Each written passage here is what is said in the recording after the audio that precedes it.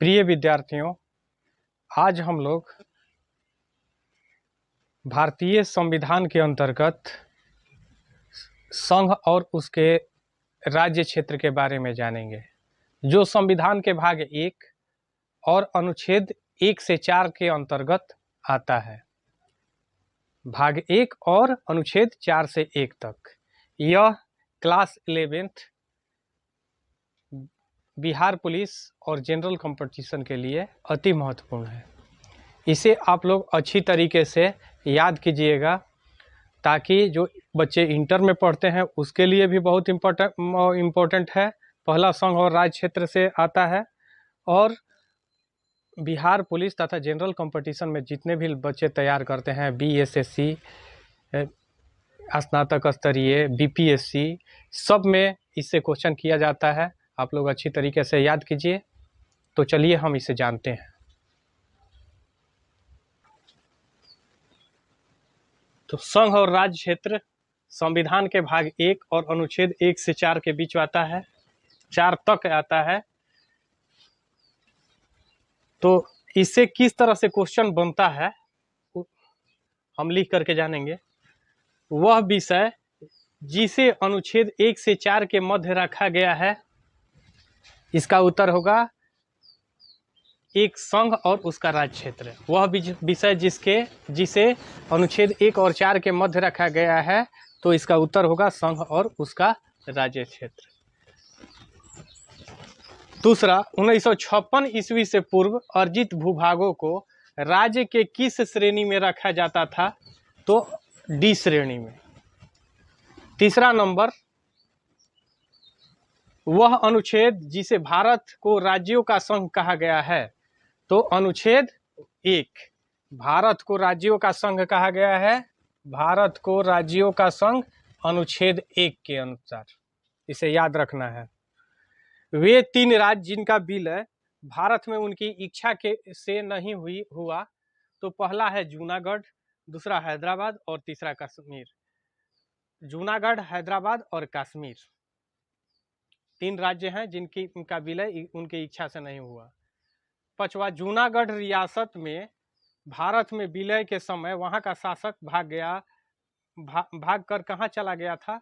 तो पाकिस्तान। जूनागढ़ रियासत का जो शासक था, वहां का निजाम था, वो भाग करके पाकिस्तान चला गया था।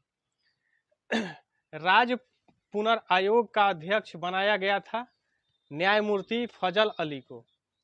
उस समय राज्य पुनर्गठन आयोग का अध्यक्ष बना था न्यायमूर्ति फजल अली।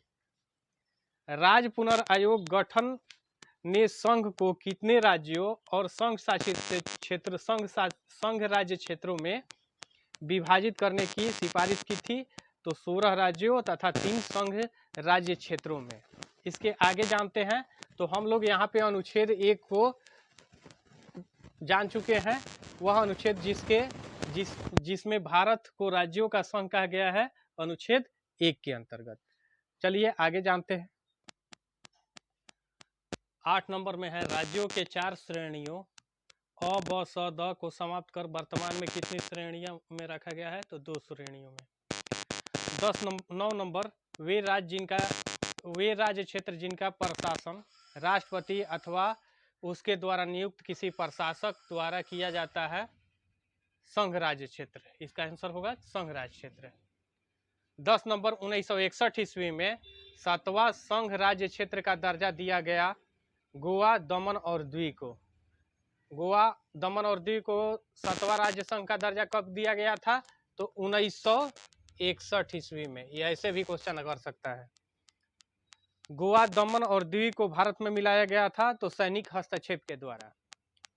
12 नंबर, संघ में नए राज्यों का प्रवेश या नए राज्यों की स्थापना का अधिकार किसको है? तो संसद को है। संसद ही नए राज्यों का प्रवेश करा सकता है, नए राज्यों की स्थापना कर सकता है।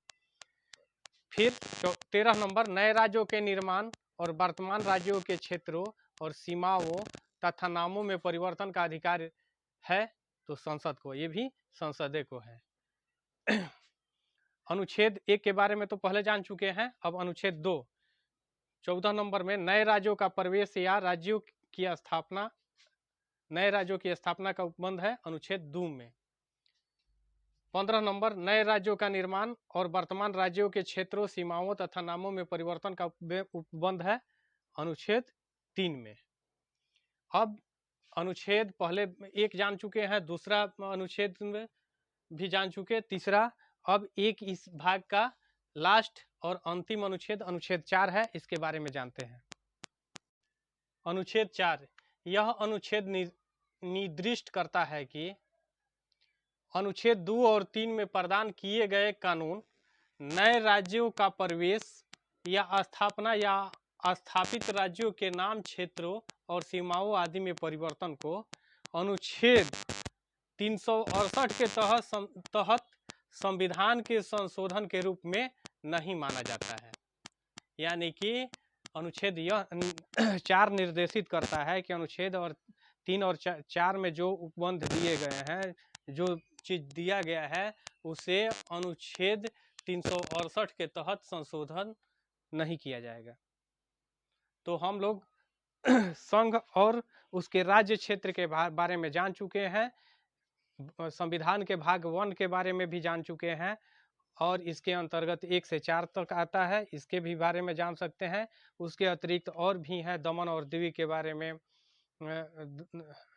दमन और द्वीप के बारे में जान चुके हैं कि कब 7वां संघ राज्य क्षेत्र बना था। तो ये सब है जो आप अच्छी तरीके से याद कीजिए। यदि वीडियो हमारा अच्छा लगे तो इसे लाइक, सब्सक्राइब तथा शेयर करें। धन्यवाद।